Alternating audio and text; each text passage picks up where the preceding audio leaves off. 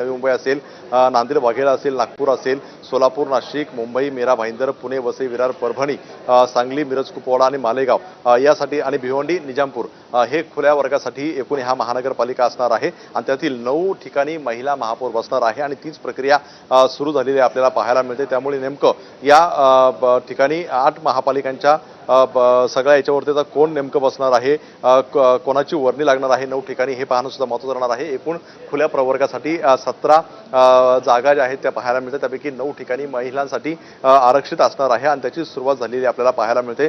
त्यामुळे आता आपण पाहतोय की आतापर्यंत आदिवासी म्हणजेच अनुसूचित जमातीसाठी जे आहे ते आरक्षण सोडत निघालेले आहे, अनुसूचित जातीसाठी आरक्षण सोडत निघालेले आहे, ओबीसी आरक्षण सोडत निघालेले आहे, त्यामधल्या 50% महिलांची सुद्धा सोडत जी आहे ती पूर्ण झालेली आहे आणि आता खुल्या प्रवर्गातील सोडत जी आहे त्याची सुरुवात झालेली आहे। त्यापैकी खाली आपल्याला पाहायला मिळणार आहे की 50% महिला कुठल्या महानगरपालिकांमध्ये महापौर म्हणून बसणार आहेत हे पाहणं अतिशय महत्त्वाचं असणार आहे। या सगळ्या महानगरपालिका जर पाहिल्या आपण तर मोठ्या आणि चर्चेच्या महानगरपालिका आहेत, त्यामध्ये आपण पाहतोय की मुंबई असेल, अगदी मुंबई असेल, अमरावती असेल, छत्रपती संभाजीनगर असेल, नांदेड असेल, नागपूर असेल, सोलापूर असेल, नाशिक असेल, मीरा भाईंदर आहे, पुणे आहे, वसई, विरार, परभणी, सांगली, मिरज, कुपवाडा, मालेगाव आणि भिवंडी, निजामपूर या सगळ्या महत्त्वाच्या महानगरपालिका आहेत आणि त्या ठिकाणी आता महिला महापौर बसणार की पक्ष आणखी काही हे करणार आहे हे पाहणं सुद्धा महत्त्वाचं असणार आहे।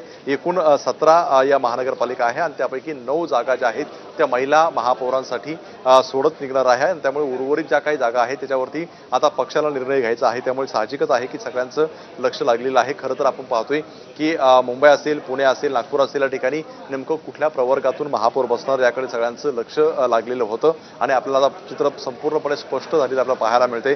खाली आता 17 याच्यामध्ये 9 कुठल्या महानगरपालिका आहेत की त्या ठिकाणी महिला महापौर बसणार आहे आणि त्याचीच सुरुवात झालेली आपल्याला पाहायला मिळते। ज्या चिठ्ठ्या पहिल्या टाकलेल्या होत्या 17 त्याच्यामध्ये पुन्हा आता महिलांसाठीची जी आहे ती केलेलं पाहायला मिळते आणि आता आपण पाहतोय की भिवंडी, निजामपूरमध्ये ओपन महिलांसाठी जी आहे ती सोडत निघालेली आहे। पिंपरी चिंचवड सुद्धा ओपन महिलांसाठी ही सोडत निघालेली पाहायला मिळते। त्यामुळे 9 पैकी 2 ठिकाणी म्हणजे भिवंडी, निजामपूर आणि पिंपरी चिंचवड या ठिकाणी महिला महापौर ह्या खुल्या प्रवर्गातल्या असणार आहे।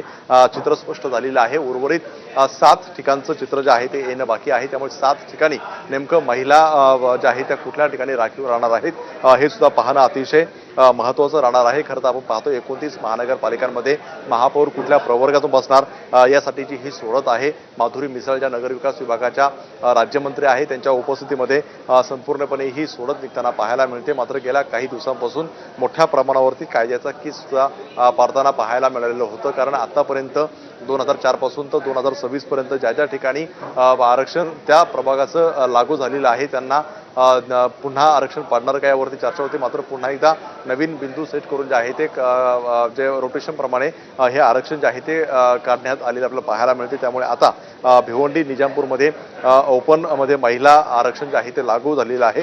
पिंपरी चिंचवडमध्ये ओपन मधून महिला महापौर बसणार आहे। त्यामुळे उर्वरित आता 7 ठिकाणी कोणत्या महानगरपालिकांमध्ये खुल्या प्रवर्गातून महिला महापौर बसणार आहे याकडे सगळ्यांचं लक्ष लागलेलं आपल्याला पाहायला मिळते। अर्थातच राजू, मुंबईमध्ये आता खुल्या प्रवर्गातली महिला महापौर होणार की खुल्या प्रवर्गातला महापौर होणार याकडे सगळ्यांचं लक्ष आहे। मुंबईकडे सगळ्यांचं लक्ष असणार आहे आणि त्यासोबतच सगळ्या मोठ्या महापालिकांचा यामध्ये समावेश आहे। पिंपरी चिंचवडमध्ये सर्वसाधारण प्रवर्गामधून आरक्षणाचा प्रवर्ग महिला निघालेला आहे, म्हणजे सर्वसाधारण प्रवर्गातली महिला पिंपरी चिंचवडमध्ये महापौर होणार आहे आणि त्यासोबतच भिवंडीमध्ये सर्वसाधारण महिला ही महापौर होणार आहे, महापौरपदी विराजमान होणार आहे, यावर शिक्कामोर्तब झालंय। मुंबई, नाशिक त्यासोबतच नागपूर या सगळ्या मोठ्या महापालिकांमध्ये आता महिलेला महापौर पदाची संधी पुन्हा मिळणार का याकडे सगळ्यांचं लक्ष असेल। मुंबईमध्ये किशोरी पेडणेकर या महापौर होत्या आणि त्यानंतर पुन्हा एकदा महिलेला संधी मिळणार का याकडे लक्ष असणार आहे। तर भिवंडी, पिंपरी चिंचवडमध्ये सर्वसाधारण महिलांसाठी आरक्षण पडलेलं आहे। भिवंडी आणि पिंपरी चिंचवडमध्येही सर्वसाधारण प्रवर्गातली महिला ही महापौर असणार आहे, यावर शिक्कामोर्तब झालेलं आहे। आता इतर महापालिकांचं चित्र स्पष्ट होणं बाकी आहे। इथे सर्वसाधारण प्रवर्गातला महिला की पुरुष कुणाची वर्णी लागणार याकडे सगळ्यांचंच लक्ष असणार आहे। त्यामध्ये सगळ्या मोठ्या महापालिकांचा समावेश आहे, जसं की मुंबई असेल, त्यासोबतच वसई, विरार असेल, त्यासोबतच नाशिक आहे, नागपूर आहे, या सगळ्या महापालिकांमध्ये सर्वसाधारण प्रवर्गातल्या उमेदवाराचं म्हणजे सर्वसाधारण प्रवर्गातल्या नगरसेवकाची महापौरपदी वर्णी लागणार की महिलेची वर्णी लागणार याकडेच आता सगळ्यांचं लक्ष असणार आहे। 17 महापालिकांमध्ये